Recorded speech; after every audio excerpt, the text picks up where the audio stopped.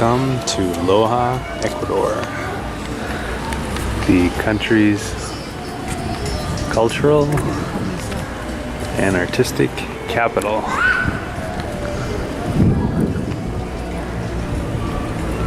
Let's see where it all started.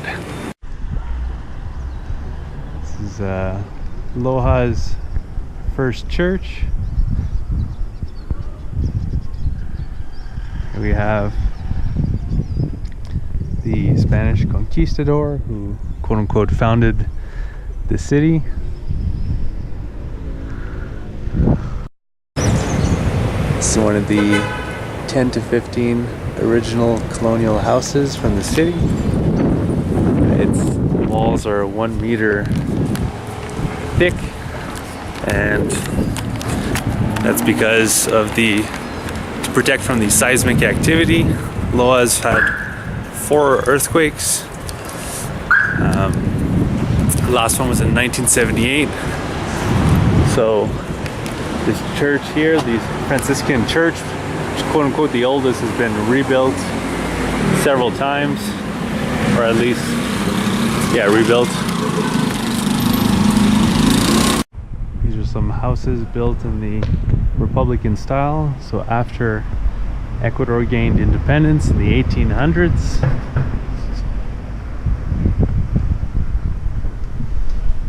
before the Spanish came and conquered,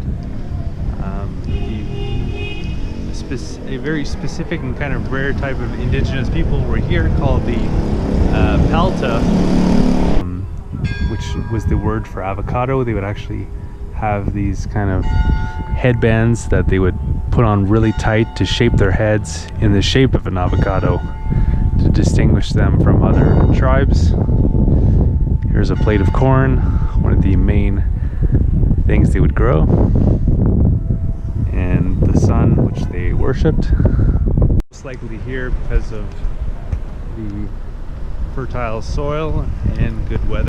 This provincial government building is from the brutalism style from the 50s in the US. The main square here. A lot of I think maybe all of the trees here aren't endemic to the region. They were brought from other regions when there was a drought in Loja, and a lot of people kind of left the city, and when they came back they brought the seeds from all the places they had lived and planted them here in the Central Park.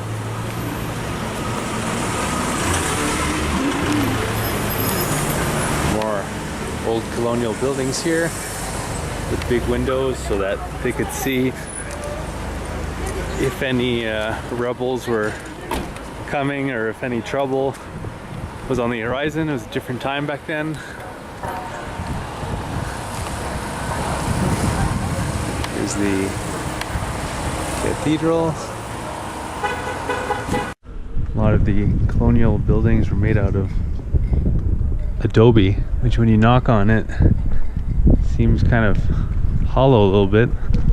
It's because it's made out of mud and straw and stuff like that, because they didn't have the materials to do cement and stuff like that. They did have bases with rocks. This building is actually a convent for nuns who never leave the premises. They just pray and create natural products. It's another side of the convent here, specifically the cemetery where the nuns are buried. Again, they never leave. They only leave if they have a family member that's deceased. They go to the ceremony. And if you want to buy some of their products, you have to do so through this rotating wooden door where you don't actually see them. Here's the Simon Bolivar Theater. It's called that because Simon Bolivar was actually here during his great kind of battle for independence from Spain.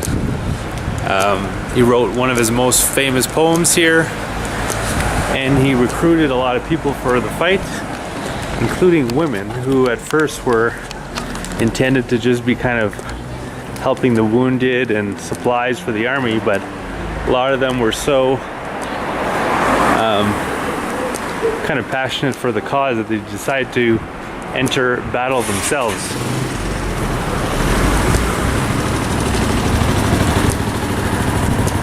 So here we're gonna get to see the original facade of the Simon Bolivar Theater. Here's the original style.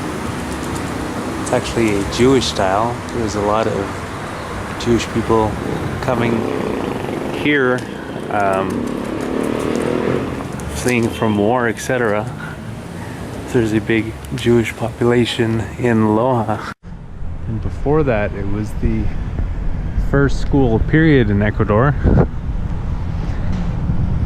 And the land owner who had the land before the school donated the land with the condition that the school be all-inclusive, meaning that you didn't have to be Catholic, you didn't have to go to church. So it was the first school and the first secular school in Ecuador. So in 1859, there was a power struggle for the country of Ecuador.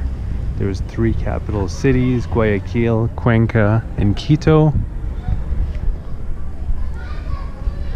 And this man here with the statue, Manuel Carrion Pinzano, decided that he had enough and that Loja should be its own country.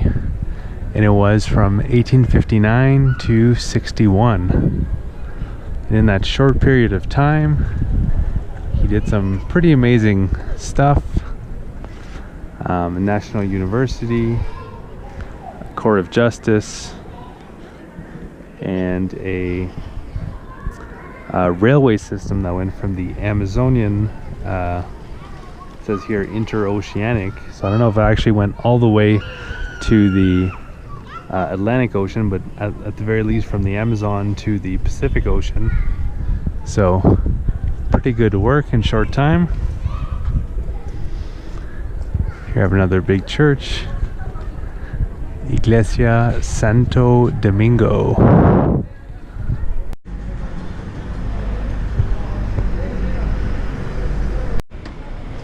It's another big house, the Jewish style.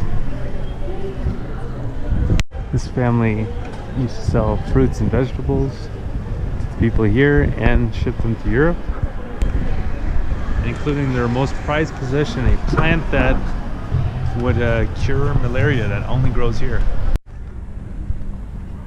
It's one of the oldest neighborhoods in Loja, which has another square or plaza, just because of the kind of urban planning style that was common throughout Spanish development in Latin America. A little outdoor theater here. They have free shows every Thursdays from local musicians. This is the local market where you can get cheap, fresh food.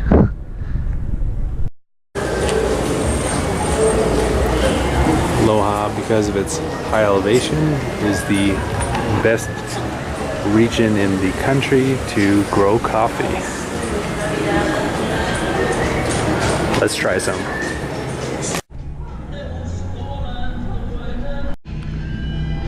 Very good coffee, not acidic at all, and with a bit of a chocolate flavor because of the chocolate that's grown around the coffee. I don't know about you guys, but coffee makes me hungry. Check out some typical Loja cuisine. So that typical Loja dish was called tigrillo mixto, and it is plantains made into kind of like a bread with egg, and onions, spices, a bit of tomato, and bacon. It was very delicious, and I don't think I showed it, but there was also two sauces that accompanied it, one kind of onion sauce and one kind of creamier sauce. It was really delicious, very, very filling. I wasn't that hungry, so it was kind of, I had to pace myself to get that done, but you can get half that size as well. That's going to do it for this video. Hope you enjoyed the tour of Loja. Really neat city that's often overlooked in Ecuador. If you'd like to see some more cool places in Ecuador that I got to see on my trip, you can check out my YouTube channel, Hum of the Earth. Go to the channel page and click the search icon, or you can check out the Ecuador playlist. I was in Ecuador as part of my first ever bicycle tour, going from Canada to Argentina.